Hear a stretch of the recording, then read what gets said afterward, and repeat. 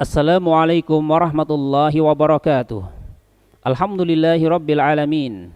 Wassalatu wassalamu ala asrafil anbiya'i wal mursalin Nabiyyina Muhammadin wa ala alihi wa ashabihi ajma'in, amma ba'du. Kaum muslimin wal muslimat, ayyuhal ikhwah wal akhwat yang kami hormati rahimani wa rahimakumullah. Kita akan melanjutkan pembahasan buku Nahwu Dasar. Pada kesempatan kali ini kita akan memulai pelajaran yang pertama dari buku ini, yaitu tentang apa? Tentang pengertian nahwu. Mungkin ada yang bertanya, sebenarnya nahwu itu apa? Nahwu itu bagaimana? Maka kita tuliskan di sini, nahwu adalah ilmu yang mempelajari tentang kedudukan kata dalam kalimat. Jadi ilmu nahwu ini tugasnya adalah untuk mengetahui sebenarnya kata tertentu ini dia kedudukannya sebagai apa di dalam kalimat. Ya. Bagaimana caranya dengan melihat harokat akhir dari suatu kata, baik yang mu'rab maupun yang mabni. Dan inilah rahasianya, bahwasannya harokat akhir dari suatu kata itu bisa menunjukkan kedudukan kata tersebut, dan disitulah kandungan makna dari kata tersebut di dalam kalimat. Sehingga untuk bisa mengetahui makna sebuah kalimat, kita harus tahu kedudukannya sebuah kata itu sebagai apa. Untuk bisa mengetahui kedudukannya bisa dilihat dari harokat akhirnya. Sehingga dengan belajar nahwu, maka kita akan bisa mengetahui kedudukan kata dalam suatu kalimat. Ya, apakah dia sebagai subjek misalnya, ya nanti setelah kita belajar, kita akan tahu istilah fa'il. Apakah kata tertentu tersebut sebagai fa'il, ataukah dia sebagai maf'ul bih atau objeknya, atau yang dikenai pekerjaan, atau yang lainnya dari kedudukan yang ada di dalam kalimat bahasa Arab. Dan kedudukan tersebut itu terwakili dengan harokat akhir dari kata tersebut. Kita kenal ya, harokat itu ada dhammah, ada fathah, ada kasrah. Dan dikelompokkan ke harokat adalah sukun. Ketika berupa kata yang mu'rab, ya, sambil kita sisipkan, mu'rab itu artinya kata yang bisa mengalami perubahan. Nanti sebaliknya ada mabni, yaitu yang tidak bisa mengalami perubahan. Ketika berupa kata yang mu'rab, dia bisa mengalami perubahan. Misal ketika sebagai fa'il, maka dia akan berharokat dhammah. Ya, dia akan berharokat dhammah, atau dia nanti diistilahkan i'rabnya itu rafa'. Ya, kita belum mempelajari, ini sebagai gambaran saja. Dan ketika sebagai maf'ul bih atau sebagai objek dari suatu perbuatan, maka dia berharokat fathah atau nasab. Maka inilah ilmu nahwu. Harokat ini akan menentukan kedudukan. Oh, ini dhammah berarti yang ini sebagai pelakunya. Oh, yang ini fathah berarti yang ini sebagai objeknya atau maf'ul bihnya. Coba kita lihat contoh dalam kalimat, ya. Misal ada sebuah kalimat, raja'a Muhammadun. Raja'a Muhammadun. Muhammad telah pulang. Maka kata Muhammadun bisa kita lihat ya, dia dibaca dengan dhammah karena dia adalah fa'ilnya atau pelakunya, ya. Karena kaidahnya ketika ada fa'il atau pelaku maka harokatnya dhammah. Sehingga seandainya tulisan tersebut tanpa harokat, kita bisa membaca bacaannya roja'a Muhammadun. Ya. Kemudian contoh yang dibaca dengan fathah atau nasab. Misal kita mengatakan ra'aitu Muhammadan.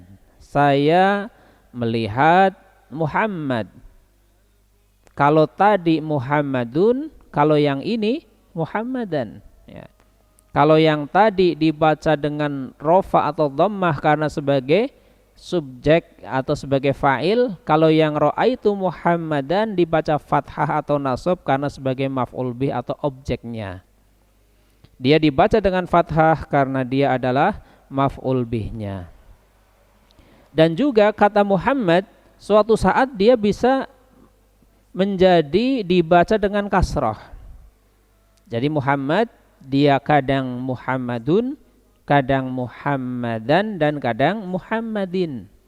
Ya, perubahan inilah yang nantinya akan menentukan kedudukannya dan disitulah kandungan maknanya. Ya. Misal ketika dia didahului oleh sebuah huruf yang mewajibkan lafadz atau kata setelahnya dibaca kasroh. Jenis hurufnya banyak. Salah satunya ada huruf ala. Ya, ada huruf ala. Sehingga setiap kalimah atau setiap kata yang diawali oleh ala, maka dia menjadi kasroh atau menjadi khafad. Contoh misal, saya telah mengucapkan salam kepada Muhammad. Salamtu ala Muhammadin. Nah, dibaca dengan apa? Kasrah. Salamtu ala Muhammadin. Ya, sehingga lafaz Muhammad dia bisa Muhammadun, bisa Muhammadan, dan bisa Muhammadin, tergantung kedudukan dia di dalam kalimat. Maka inilah yang dimaksud dengan mu'rab, dia mengalami perubahan. Kemudian contoh yang mabni atau tidak bisa mengalami perubahan adalah isim isyarah atau kata tunjuk. Isyarah artinya kata tunjuk. Isim isyarah yaitu isim yang dijadikan sebagai kata tunjuk. Misal ada lafadz dzalika. Untuk menunjuk jarak jauh kita menggunakan dzalika, artinya itu. Ya, tidak mungkin jaraknya dekat kita berkata itu, kan nggak mungkin. Itu untuk jauh ya, dzalika itu. Ya. Contoh dalam kalimat roja'a dzalika, orang itu telah pulang. Ya. Kemudian ra'aitu dzalika, saya melihat orang itu. Kemudian salamtu ala dzalika, saya mengucapkan salam kepada orang itu. Maka di sini pada contoh di atas kata dzalika ini tidak berubah. Roja'a dzalika, ra'aitu dzalika, salamtu ala dzalika, ini tidak berubah. Kenapa seperti itu? Karena dia adalah mabni. Ya, karena apa?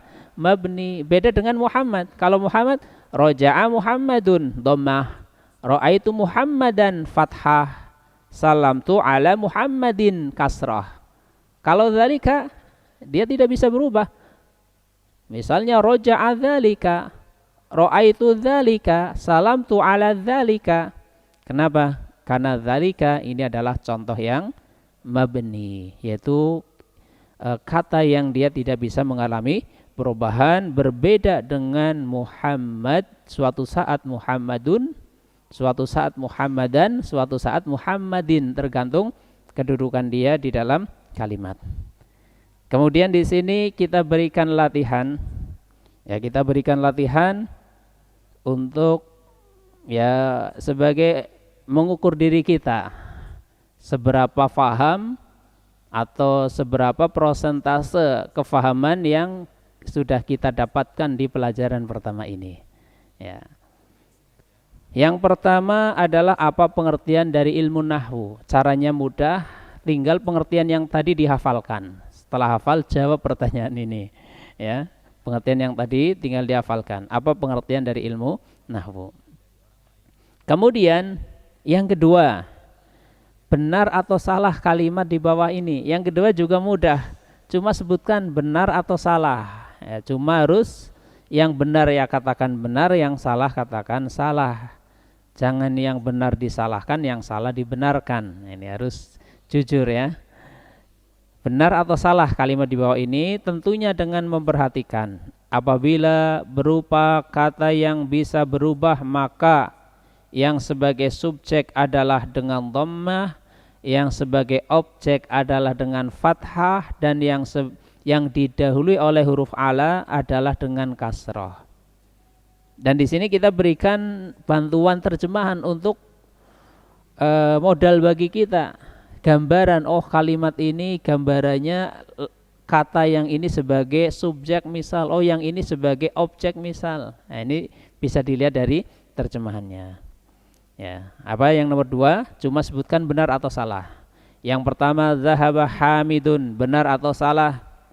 Hamid telah berangkat. Yang kedua, ishtaraitu kitaban, saya telah membeli kitab, benar atau salah? Yang ketiga, al-kitabu alal maktabu, ya, al-kitabu alal maktabu, kitab di atas meja, benar atau salah? Yang keempat, dakhala dzalika, telah masuk orang itu, benar atau salah? Dan yang kelima, ra'aitu kursiyin, ya, ra'aitu kursiyin, saya telah melihat kursi, ya, ini benar atau salah? Kaum muslimin wal muslimat, ayyul ikhwah wal akhwat yang kami hormati rahimani wa rahimakumullah, itulah pembahasan pelajaran pertama dari buku kita, yaitu gambaran tentang nahwu, ya, tentang ilmu nahwu, pengertian dari ilmu nahwu.